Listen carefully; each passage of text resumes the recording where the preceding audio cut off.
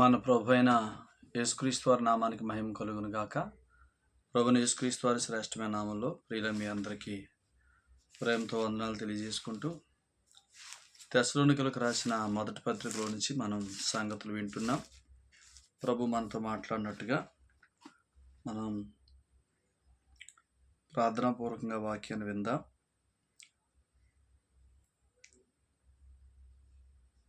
తెస్సలోనికలకు రాసిన మొదటి పత్రిక 2వ అధ్యాయం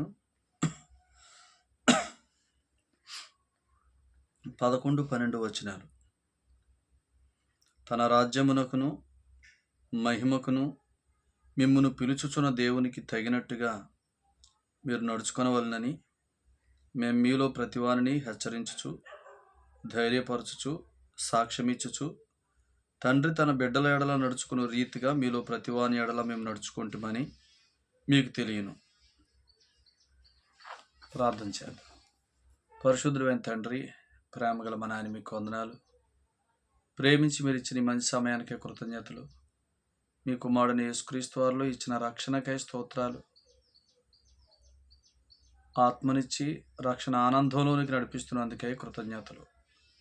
ఆత్మ చెప్పు సంగతుల చేత విశ్వాస మూలంగా జీవించుచున్న దినాల్లో నాయన దేవుని రాజ్యమును అనుభవించడానికి మీరు చూపిస్తున్న కృపకై స్తోత్రాలు చెల్లిస్తూ మాతో మాట్లాడమని యేసు ప్రభువు వారిపై ప్రార్థిస్తున్నాం తండ్రి. ఆమేన్. ప్రభునందు ప్రియులారా, ఈ తెస్సలోనికలకు రాసిన ఈ పత్రికలో ప్రభు ఒక సంగతిని తెలియచేస్తున్నాడు. ఏంటనంటే, తన రాజ్యమునకును మహిమకును మిమ్మల్ని పిలుచుచున్న దేవునికి తగినట్టుగా మీరు నడుచుకోవాలని మీలో ప్రతివారిని హెచ్చరించుచు, ధైర్యపరచుచు, సాక్ష్యమిచ్చుచు, తండ్రి తన బిడ్డల ఎడల నడుచుకున్న రీతిగా మీలో ప్రతివాని ఎడల మేము నడుచుకుంటామని మీకు తెలియను అని అన్నాడు. తండ్రి హెచ్చరించగలడు అని చెప్తున్నాడు అన్నమాట. హెచ్చరించేది, గద్దించేది తండ్రి యొక్క అధికారం. ఇక్కడ సేవకుడు నేను తండ్రి అని అన్నాడు. పై వచనంలో 7వ వచనంలో తల్లి అని అన్నాడు. తల్లి గారవించినట్లు గారవిస్తాడు, తండ్రి హెచ్చరించినట్లు హెచ్చరిస్తాడు, శిక్ష కూడా చేస్తాడు అని హెబ్రీ పత్రిక 12వ అధ్యాయంలో వ్రాశాడు. కాబట్టి ఈ భాగంలో దేవుని రాజ్యము అనే సంగతి వింటున్నాం. దేవుని సంఘం అంటే దేవుని రాజ్యమును అనుభవించడానికి పిలువబడిన వారు. దేవుని రాజ్యము అని అంటే రోమా పత్రికలో ఇలా చెప్పాడనమాట.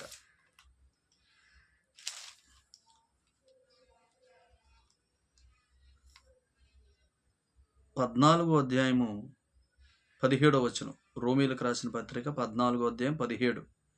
దేవుని రాజ్యము భోజనమును పానమును కాదు గాని నీతియు సమాధానమును పరిశుద్ధాత్మయందలి ఆనందమునై ఉన్నది. చూసారా, దేవుని రాజ్యం అంటే నీతియు సమాధానం పరిశుద్ధాత్మయందలి ఆనందం. నీతియు సమాధానం పరిశుద్ధాత్మయందలి ఆనందం. ఇక్కడ నీతి అంటే యేసు ప్రభునందు విశ్వాసం మూలంగా నాకు కలిగిన స్థితిని నేను ఒప్పుకొనుట. యేసు ప్రభునందు విశ్వాసం మూలంగా దేవుని ఎదుట నేను నీతి అయి ఉన్నాను, క్రీస్తే నా నీతి. అది మనం ఎప్పుడైతే ఒప్పుకుంటామో దేవునితో మనకు కలిగిన సమాధాన స్థితి మనకు గుర్తొస్తుంది. దేవునితో మనకు కలిగిన సమాధానాన్ని మనం జ్ఞాపకం చేసుకుంటాం. తద్వారా పరిశుద్ధాత్మేందల ఆనందాన్ని అనుభవిస్తాం. అందుకని దేవుని రాజ్యం అంటే యేసుక్రీస్తు ప్రభువునందు విశ్వాస మూలంగా మనకు కలిగిన నీతిని ఒప్పుకొనుటూ, ఎల్లప్పుడూ మంచి మనస్సాక్షి గలవారమై సమాధాన స్థితిలో ఉంటూ పరిశుద్ధాత్మల ఆనందాన్ని వెతుక్కొనుట. ఎందుకు అనంటే, క్రీస్తు యేసునందు విశ్వాసమూలంగా మనకు కలిగిన నీతిని మనం ఒప్పుకోకపోతే దేవునితో మనకు కలిగిన సమాధాన స్థితిని మనం ఎరగలే. రోమపత్రిక 5వ అధ్యాయంలో మనం చదివితే విశ్వాసం ద్వారా నీతిమంతులుగా తీర్చబడి దేవునితో సమాధానం కలిగి ఉన్నాం. ఇది జరిగింది యేసుప్రభునందు విశ్వాసం ద్వారా. దీన్ని నమ్మటం ద్వారా మనం మంచి మనస్సాక్షిని కలిగి ఉంటాం. ఇప్పుడు పరిశుద్ధాత్మలో ఆనందాన్ని అనుభవిస్తాం. దేవుని రాజ్యం అంటే భోజనము పానము కాదు అంటే చెప్పండి. దేవుని రాజ్యం భోజనం పానం కాదన్నాడంటే దేవుని రాజ్యం ఎక్కడ అనుభవించేదే. అది భోజనము పానము కాదు, పరిశుద్ధాత్మలో ఆనందం. పరిశుద్ధాత్మల ఆనందాన్ని ఎవరు అనుభవిస్తారు? యేసుక్రీస్తునందు విశ్వాసమూలంగా కలిగిన నీతి అనే ఆ స్థితిని, దేవునితో సమాధానం అనే స్థితిని నమ్ముతున్నవారు. అలా నమ్మటాన్నే మంచి మనస్సాక్షి అన్నాడు. ఎల్లప్పుడూ దాన్ని కలిగి ఉండటమే మంచి మనస్సాక్షి. ఇటు మనస్సాక్షి కలిగి ఉన్న వారికి దేవుని మర్మము విడుదలవుతుంది. దాన్నే చెప్పాడు. తిమోతికి రాసిన మొదటి పత్రిక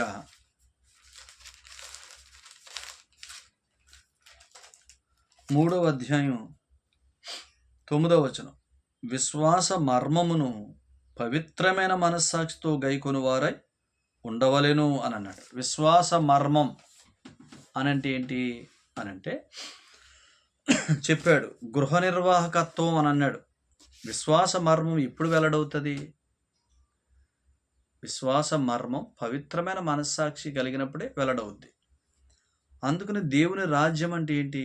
నీతియు, సమాధానము, పరిశుద్ధాత్మల ఆనందం. నీతి క్రీస్తునందు విశ్వాస మూలంగా కలిగిన స్థితి, సమాధానం ఆ స్థితి తాలూకు నిశ్చయత కలిగిన స్థితి. ఇప్పుడు ఈ రెండు ఎక్కడ ఉంటాయి? అక్కడ మంచి మనస్సాక్షి ఉంటుంది.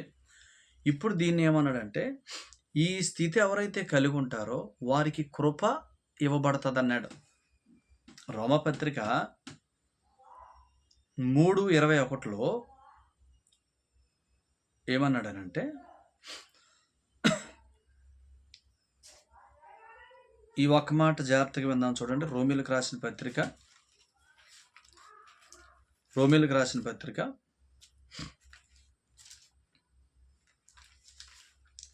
5వ అధ్యాయం 21వ వచనంలో నీతి ద్వారా కృప అని అన్నాడు. నీతి ద్వారా కృప. ఇక్కడ నీతి అంటే ఏంటి?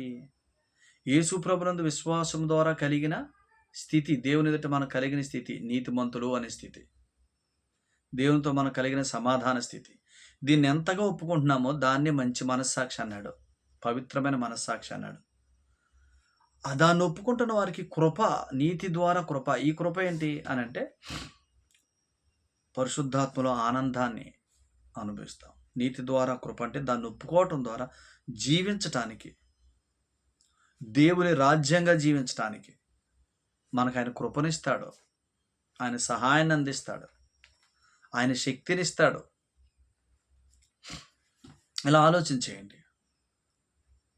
ఎప్పుడైతే మనం క్రీస్తునందు విశ్వాసం ద్వారా దేవునితో కలిగిన సమాధానమును, దేవుని ఎదుట కలిగిన నీతి అనే స్థితిని మనం ఎల్లప్పుడూ ఒప్పుకుంటున్నామో దీన్నే ఎల్లప్పుడూ మంచి మనస్సాక్షి కలిగి ఉండుట అని అన్నాడు. తిమోతికి రాసిన మొదటి పత్రిక 3:9లో ఈ మనస్సాక్షి కలిగి, ఈ మంచి మనస్సాక్షి లేదా ఈ పవిత్రమైన మనస్సాక్షి కలిగి జీవిస్తున్నప్పుడు విశ్వాస మర్మం వెల్లడవుతుంది అన్నాడు. చూసాడా? విశ్వాస మర్మం గైకొంటాం. అప్పుడు ఎవరైతే ఈ మనస్సాక్షి కలిగి ఉంటారో వారికే పరిశుద్ధాత్ముడు విశ్వాస మర్మమును అనగా దేవుని రాజ్యం యొక్క సంగతులు బోధిస్తాడు. విశ్వాస మర్మం అంటే దేవుని రాజ్యమును అనుభవించటం.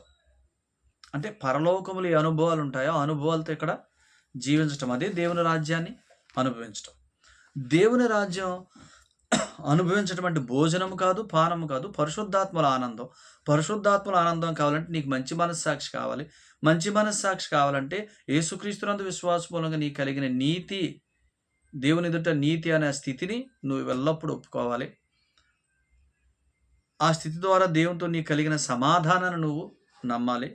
అప్పుడు మంచి మనస్సాక్షి కలిగిన వాడవుగా ఉంటావు. పవిత్రమైన మనస్సాక్షి కలిగిన వాడుగా ఉంటావు. అప్పుడు ఆయన నిన్ను ఎందుకు పిలిచాడో ఆ సంగతులకి వెల్లడి చేస్తాడు. అందుకనే తెస్సలోనికలు రాసిన ఈ సంఘానికి సంగతులు వెల్లడి చేస్తున్నాడు చూసారా. మమ్మల్ని దేవుని రాజ్యం కొరకే పిలిచాడు. దేవుని సంఘం అంటే పరలోకంలో కూర్చున్నవారు. పరలోకంలో కూర్చున్నవారు. ఎందుకు పరలోకంలో కూర్చోబెట్టాడు? పరలోకాన్ని ఈ లోకంలో అనుభవించడానికి. యేసుప్రభుని నమ్మినప్పుడు పరలోకంలో కూర్చున్నాం. ఇప్పుడు పరలోకాన్ని ఇక్కడ అనుభవించడానికి పరలోకంలో కూర్చోబెట్టాడు. ఇక్కడ పరలోకాన్ని అనుభవించడమే దేవుని రాజ్యం. ఇక్కడ పరలోకాన్ని అనుభవించాలంటే పరలోకపు సంగతులు మనకు రావాలా. దేవుని రాజ్యపు సంగతులు, రాజ్యపు సువార్త మనకు రావాలా. రాజ్యపు సువార్త మనకు రావాలంటే మనం మంచి మనస్సాక్షి కలిగి ఉండాలి. ఈ సంగతి తెస్సలోనికి వారు ఎరిగారు. మేమిక పరలోకం కోసం కాదు, ఆల్రెడీ పరలోకంలో ఉన్నాం. పరలోకాన్ని ఇక్కడ అనుభవించాలా. అదే దేవుని రాజ్యం. ఆ రాజ్యం కొరకు మేము పిలువబడ్డాం. ఆ మహిమలు ఇక్కడ అనుభవించడం కొరకు పిలువబడ్డామని ఎరిగి వారు జీవిస్తున్నారు కనుక వారికి రాజ్యపు సంగతులు వస్తున్నాయి. చదవండి, తెస్సలోనికలకు రాసిన మొదటి పత్రిక 2వ అధ్యాయం. తెస్సలోనికలకు రాసిన మొదటి పత్రిక 2వ అధ్యాయం 13వ వచనంలో దేవుని రాజ్యం అని 12వ వచనంలో రాసి కింద 13వ వచనంలో ఏమన్నాడు? ఈ హేతువు చేత రాజ్యము కొరకు కనిపెడుతూ జీవిస్తారు. అంటే దేవుని రాజ్యము అనే దాంట్లో జీవిస్తున్నారు కాబట్టి ఈ హేతువు చేత మీరు దేవుని గూర్చిన వర్తమాన వాక్యం మా వలన అంగీకరించినప్పుడు, చూసారా, వర్తమాన వాక్యం వింటున్నారు. దేవుని రాజ్యం అంటే ప్రతిరోజు అనిపించేది. ప్రతిరోజు పరలోకపు అనుభూతుల చేత నింపబడేదే దేవుని రాజ్యపు సంబంధమైన జీవితం. ఆ జీవితం కొరకే ప్రభు మనల్ని పిలిచాడు. ఆ జీవితాన్నే ఈ లోకంలో ఉండగా అనుభవించడం కొరకు పరిశుద్ధాత్ముడు మనలో ఉంచాడు. ఇప్పుడు పరిశుద్ధాత్ముడు చెప్పు సంగతుల చేత జీవించడమే దేవుని రాజ్యం అనుభవించడం. అందుకనే ఈ రాజ్యాన్ని ఏమన్నాడు? దేవుని రాజ్యం భోజనం పానం కాదు, పరిశుద్ధాత్మలో ఆనందం అన్నాడుగా. పరిశుద్ధాత్మల ఆనందం పరిశుద్ధాత్మని నడిపింపులోనూ దొరుకుద్ది. పరిశుద్ధాత్మని నడిపిస్తే దేని కొరకు నడిపిస్తాడు? ఆల్రెడీ నువ్వు యేసుప్రభుని నమ్ముకున్నప్పుడు నీతిమంతుడు కాబట్టి పరలోకంలో కూర్చున్నావు కాబట్టి ఇప్పుడు నీకు రాజ్యాన్ని గురించి తెలియజేయడానికి నేను వచ్చాను. పరిశుద్ధాత్ముడు చెప్తున్న సంగతి అదనమాట. పరిశుద్ధాత్ముడు రాజ్యం కొరకు నడిపిస్తాడు కాబట్టి వారికి వర్తమానం దొరుకుతుంది, వర్తమాన వాక్యం దొరుకుతుంది, ప్రతిరోజు వాక్యం దొరుకుతుంది. దేవుని రాజ్యపు సంగతులు వింటున్నారు. అవి వారికి అర్థమైపోయినాయి.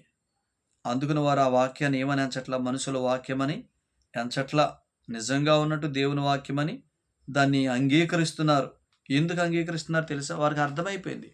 మేమిప్పుడు సంఘముగా పిలువబడింది యేసుప్రభునందు విశ్వాసం ద్వారా నీతిమంతులై దేవుని కుమారులై ఆత్మచేత ముద్రించబడి సంఘముగా ఉన్నది. ఎందుకంటే ఈ లోకంలో ఉండగానే పరలోకాన్ని ఇక్కడే అనుభవించడం, ఈ లోకంలోనే పరలోకపు అనుభూతుల చేత బ్రతకటం, అదే దేవుని రాజ్యం.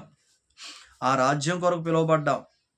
ఆల్రెడీ పరలోకంలో ఉన్నాం, ఇక్కడ రాజ్యం అనుభవించాలా అని ఎరిగిన వారు ఇప్పుడు రాజ్యము కొరకైన సువార్త వింటున్నారు.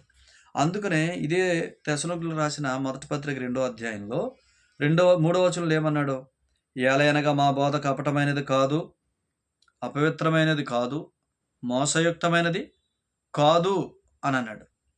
పౌలు గారు చెప్తున్నాడు, మా బోధ అపవిత్రమైనది కాదు, కపటమైనది కాదు, మోసయుక్తమైనది కాదు అని అన్నాడు. మరి ఏంటి? 4వ వచనం, సువార్త. మా బోధ ఏంటి తెలుసా? సువార్త. సువార్త అంటే ఏంటి? కొరింథీయులకు రాసిన మొదటి పత్రిక 2వ అధ్యాయంలో చెప్పాడు. మొదటి నుంచి మీ వద్దకు వచ్చినప్పుడు వాక్చాతుర్యంతో రాలేదు, జ్ఞానాతిశయంతో రాలేదు, తీయని మాటలతో రాలేదు, పరిశుద్ధాత్మయు దేవుని శక్తి కనబరుచు సంగతులతో వచ్చానన్నాడు. కొరింథీయులకు రాసిన మొదటి పత్రిక 2వ అధ్యాయం 1 నుంచి 5 వచనాలు ఈ సంగతులు ఉన్నాయి. ఎందుకు? పౌలు గారికి ఏం తెలుసు? తనకు జ్ఞానమున్నా, తనకు వాక్చాతుర్యం ఉన్నా, తనకి తీయని మాటలు చెప్పడం వచ్చినా ఇవేమి వాడటం, సంఘం దగ్గర ఈ వాడటం ప్రయోజనం కాదు. ఈ వాడితే ఏమన్నాడు? కొరింథీయులకు రాసిన మొదటి పత్రిక 2:5లో నేను తీయని మాటలు వాడినా, జ్ఞానాతిశయం వాడినా, వాక్చాతుర్యం వాడినా ఖచ్చితంగా నేను మిమ్మల్ని మనుషుల జ్ఞానం ఆధారం చేసుకునే విశ్వాసంలోకి నడిపిస్తున్నాను. మీ విశ్వాసం మనుషుల జ్ఞానాన్ని ఆధారం చేసుకొని ఉండకూడదు. దేవుని శక్తినే ఆధారం చేసుకొని ఉండాలంటే మీ భక్తి దైవశక్తిని మీకు ఇవ్వాలిగా తప్ప, దైవశక్తి చేత మీరు కాపాడబడాలి తప్ప. పేతురు రాసిన మొదటి పత్రిక 1వ అధ్యాయం 5వ వచనం, దైవశక్తి చేత మీరు కాపాడబడాలి కానీ మనుష్య జ్ఞానం చేత, మనుషులు చెప్పు సంగతుల చేత, మీ సొంత సామర్థ్యం చేత మీరు కాదు జీవించేది అని ఎరిగిన వాడుగా సేవకుడు యేసుక్రీస్తు ప్రభువుని చెప్తున్నాడు. యేసుక్రీస్తు ప్రభువుని చెప్పటం పరిశుద్ధాత్మయు దేవుని శక్తియు కనబరుచు వృత్తాంతాలు చెప్పటం. యేసు ప్రభు గురించి చెప్తే ఏం చెప్పాలా సంఘానికి? ఆయన మీ కొరకు పరలోకంలో జీవించుచున్నాడు. ప్రకటన గ్రంథం 5వ అధ్యాయం 6వ వచనం, వధించబడినట్లుండిన గొర్రెపిల్ల నిలిచి ఉండుట చూచితిని. ఆయన వధించబడ్డాడు మనల్ని పరలోకంలో కూర్చోబెట్టడానికి. ఇప్పుడు ఆయన నిలిచి ఉన్నాడు, అనగా ఆయన కూర్చున్నాడు, పరలోకంలో జీవించుచున్నాడు. ఆయన జీవించుచున్నది ఎందుకంటే ఈ లోకంలో నేను దేవుని రాజ్యమును జీవించటానికి, పరలోకపు మహిమల చేత ఇక్కడ బ్రతకటానికి.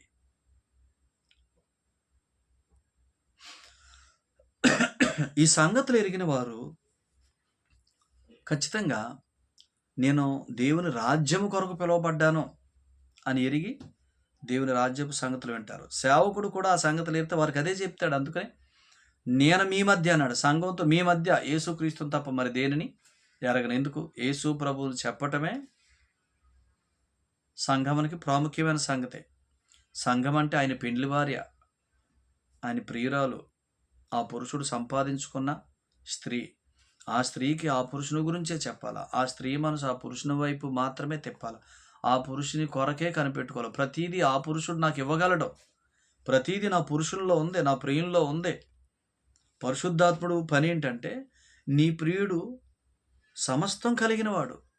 క్రీస్తే సర్వము. కొలసీ 3:11. క్రీస్తే జీవము. అసలు ఆయనే నీ జీవం, ఆయనే నీ సర్వం అని మన మన తలలెప్పుడు మన ప్రియుని వైపు ఉండేలాగా చేసే పనే పరిశుద్ధాత్ముంది. సో ఆయనే నా జీవం, ఆయనే నా సర్వం. ఆయన దగ్గర లేనిదంటూ లేదు. అలాగున ఆయన వైపు చూస్తూ ఆ పరలోకపు మహిమలు ఈ లోకంలో అనుభవించడమే దేవుని రాజ్యము అనుభవించట. దానికి మనం ఎల్లప్పుడూ మంచి మనస్సాక్షి కలవారమై ఉంటే వర్తమాన వాక్యం మన దగ్గరకు వస్తుంది. అందుకని మంచి మనస్సాక్షి ఉంటేనే, పవిత్రమైన మనస్సాక్షి ఉంటేనే విశ్వాస మర్మం గైకొంటాం అన్నాడు తిమోతికి రాసిన మొదటి పత్రిక 3:9. విశ్వాస మర్మం ఏంటి? విశ్వసించిన నేను ఈ లోకంలో దేవుని రాజ్యం అనుభవించడం కొరకే పిలువబడ్డాను.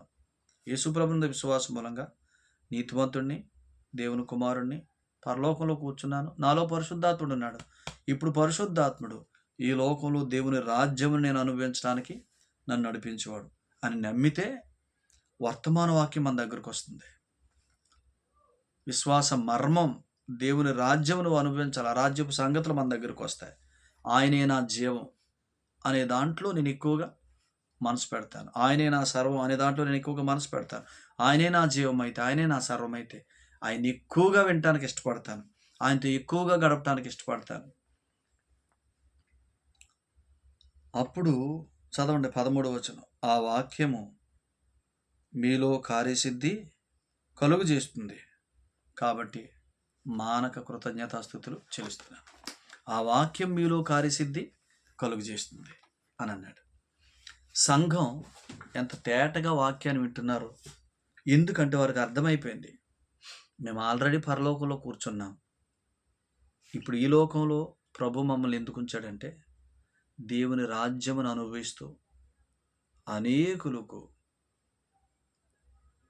మా ద్వారా క్రీస్తును కనబరచడం కొరకు అని అర్థమైంది కాబట్టి వారు ఏమి వినాలో అది వింటున్నారు.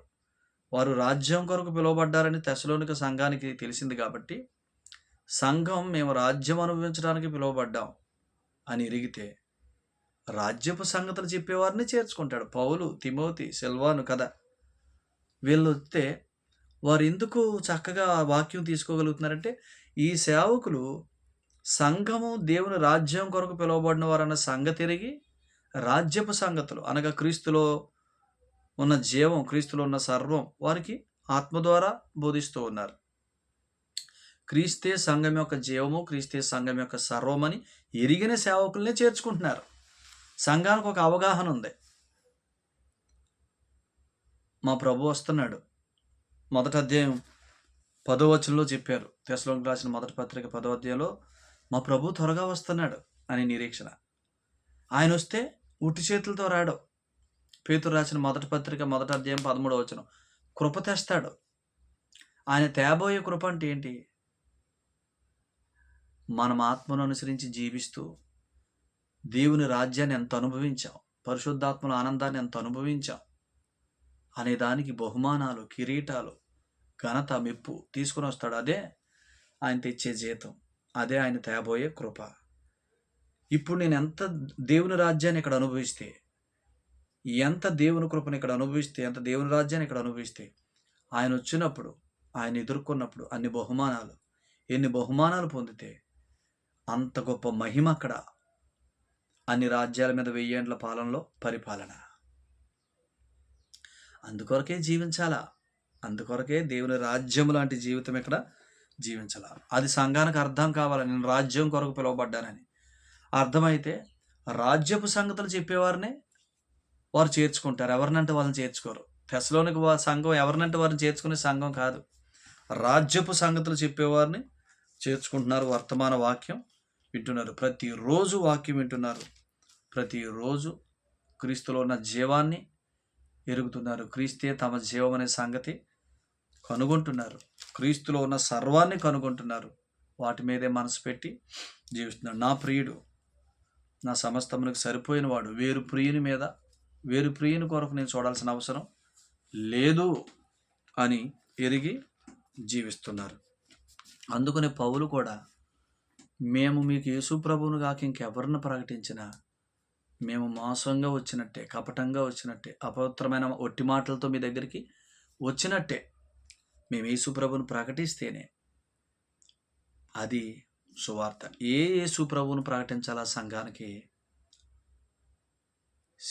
సంఘము కొరకు సిలువ వేయబడి విశ్వసించిన వారిని పరలోకంలో కూర్చోబెట్టి, ఇప్పుడు పరలోకంలో జీవించుచున్న యేసు ప్రభు, పరలోకంలో జీవించుచున్న మనుషుడుగా, మహిమ శరీరంతో మన కొరకు జీవించుచున్న మనుషుడు ఆయనను నేర్పించాలి. ఆయన జీవించుచున్నది మనం ఇక్కడ దేవుని రాజ్యమును అనుభవించడానికి, మనం జీవించడానికి, దేవుని రాజ్యం లాంటి జీవితం మనం ఇక్కడ జీవించడానికి, అక్కడ జీవించుచున్న ప్రియుడు, సంఘం యొక్క ప్రియుడు, సంఘం యొక్క శిరస్సు, సంఘం యొక్క భర్త యేసు ప్రభునే ప్రకటించాల. అదే చేస్తున్నాడు. సంఘం కొరకు ప్రాణం పెట్టి సంఘాన్ని పరలోకంలో కూర్చోబెట్టి, ఆ సంఘం ఇప్పుడు భూమి మీద ఉన్న దినాలంట్లో దేవుని రాజ్యం అనుభవించడానికి పరలోకంలో కూర్చున్న యేసు ప్రభుని బోధించాల. పరలోకంలో ఆయన కూర్చున్నాడు ఎందుకో తెలుసు, ఆయన జీవించుచున్నాడు. ఆయన మనుషుడు, పరలోకంలో మనుషుడుగా జీవించుచున్నాడు. ఎందుకంటే సంఘముగా ఉన్న మనం శరీరంలో ఉన్నాం. ఈ శరీరంలోనే పరలోకపు మహిమల చేత, ప్రభావం చేత దేవుని రాజ్యంగా జీవించడం కొరకు ఆయన అక్కడ జీవిస్తున్నాడు. ఈ సంగతుల ద్వారా మీరు ఆలోచన చేయండి. ప్రతిరోజు వర్తమానం పొందుకోండి. ప్రతి దాని కొరకు ప్రభు మీతో మాట్లాడతాడు. ప్రతి విషయంలో వాగ్దానం ఇస్తాడు. ఆ వాక్యమే, ఆ వాగ్దానమే, ఆ వచనమే మీలో కార్యాలు జరిగించే వచనం అని చెప్పి దాన్నే మాట్లాడండి. మాటి మాటికి మాట్లాడండి. ఆయన ఇచ్చిన వచనాన్ని నువ్వు ఎంత మాట్లాడతావో అంత కార్యాలు చూస్తావు. దేవుడు అట్టి కృప మీ అందరికీ దయచేయను గాక. దేవుడి మాటలు మన వెనుకల్లో దీవించును గాక. మనందరి ఆత్మల క్షేమం కొరకే వీటిని ఫలింపులోనికి తీసుకొచ్చును గాక. దయగల మాట్లాడి మీ కొందనాలు, కృపగల మన మీకు స్తోత్రాలు. ప్రేమించిన సందేశాన్ని బట్టి కృతజ్ఞతలు. ఈ సందేశాన్ని మా అందరి వెనుకల్లో క్షేమం కొరకు మీరు ఇచ్చినందుకు స్తోత్రాలు. జీవింపు చేయ సంగతులు, సంఘం అంటే పరలోకంలో ఉన్నవారు. ప్రస్తుతం మా స్థితి పరలోకంలో ఉంది, కానీ మేము జీవించున్నది భూమి మీద. భూమి మీద పరలోకాన్ని జీవించడమే దేవుని రాజ్యం అనుభవించడం. దేవుని రాజ్యమును అనుభవించడం అంటే పరిశుద్ధాత్మల ఆనందం కావాలంటే క్రీస్తునందు విశ్వాసం మూలంగా మాకు కలిగిన నీతి, దేవుని ఎదుట నీతి అనే స్థితి, దేవునితో సమాధానం అనే స్థితి మేము ఎక్కువగా నమ్మాలా. దాన్ని మేము ఎంత ఒప్పుకుంటున్నామో అంత ఎక్కువగా ఎల్లప్పుడూ మంచి మనస్సాక్షిని కనబరుస్తున్నాం. ఎల్లప్పుడూ మంచి మనస్సాక్షి గలవారమైతే, పవిత్రమైన మనస్సాక్షి గలవారమైతే నాయన దేవుని మర్మము మాకు వెల్లడవుతుంది. దేవుని మర్మం అనగా గృహ నిర్వాహకత్వం, నాయన దేవుని రాజ్యపు సంగతులు బోధించే సేవకుడు, సంఘం అనే సంగతులు మాకు అర్థమవుతాయి. అప్పుడు ఎవరిని చేర్చుకోవాలో ఎవరిని చేర్చుకోకూడదు, ఏం వినాలో ఏం వినకూడదో మాకు అర్థమవుతుంది నాయన. అప్పుడు మేము వినే సంగతులు దేవుని రాజ్యపు సంగతులు అయితే ఖచ్చితంగా ఆత్మ ప్రభు రాజ్యములోనికి మమ్మల్ని నడిపిస్తాడు.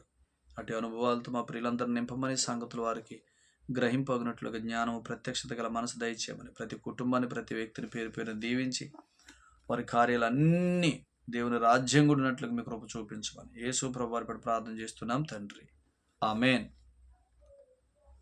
అందరికీ ప్రభు పేట ప్రేమ వందనాలండి. ప్రభు మిమ్మల్ని మీ కుటుంబాలను మీకు కలిగిన సమస్తాన్ని బహుగా దీవించి ఆశీర్వదించును గాక. అందరికీ వందనాలు.